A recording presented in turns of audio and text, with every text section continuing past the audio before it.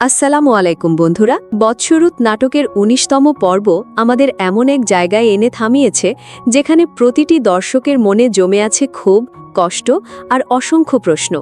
কিন্তু বিশ্বাস করুন, সেই ঝড় থামার আগেই ২০তম পর্ব নিয়ে আসছে আরও ভয়ঙ্কর বিস্ফোরণ। মায়াকে ঘিরে তৈরি হয়েছে এমন এক কুৎসিত ষড়যন্ত্র যা সফল হলে তার জীবন পুরোপুরি বদলে যেতে পারে। বাড়ির ভেতরে শুরু হয়েছে নতুন খেলা। কি আছে মায়ার ভাগ্যে? ভালোবাসা নাকি অপমানের নতুন অধ্যায়? জানতে শেষ পর্যন্ত থাকুন।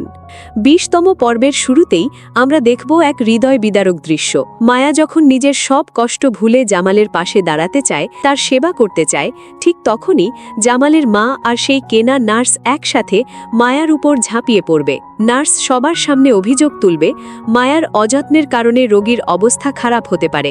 এই অজুহাতে তাকে কেবিন থেকে প্রায় ধাক্কা দিয়ে বের করে দেওয়া হবে। হাসপাতালের করিডোরে দাঁড়িয়ে মায়ার সেই কান্না, তার অসহায় প্রার্থনা, দৃশ্যটি আপনার হৃদয় নাড়া দেবে। কিন্তু এখানেই শেষ নয়। অসুস্থ জামালের কানে ধীরে ধীরে বিষ ঢালতে শুরু করবে মরিয়ম আর তার মা। তারা বলবে মায়া আসলে সেবা করতে আসেনি, সে এসেছে সম্পত্তির দলিলের দিকে নজর দিতে। এই মিথ্যে কথাগুলো দুর্বল জামালের মনে সন্দেহের দেয়াল তৈরি করবে। একসময় সে কঠোরভাবে জানিয়ে দেবে সে মায়াকে আর হাসপাতালে দেখতে চায় না। এরপর গল্পে আসবে বড় টুইস্ট। মরিয়ম যখন বিয়ের স্বপ্ন নিয়ে সামনে এগিয়ে আসবে, জামাল এক অপ্রত্যাশিত রূপে তাকে থামিয়ে দেবে।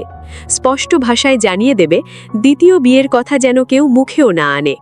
এই ঘোষণায় মরিয়মের সমস্ত পরিকল্পনা কেঁপে উঠবে।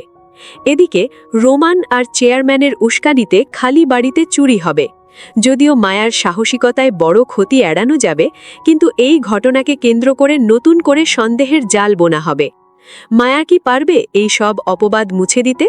২০তম পর্ব আসছে ৩ দিন পর। আপডেট পেতে সাবস্ক্রাইব করুন।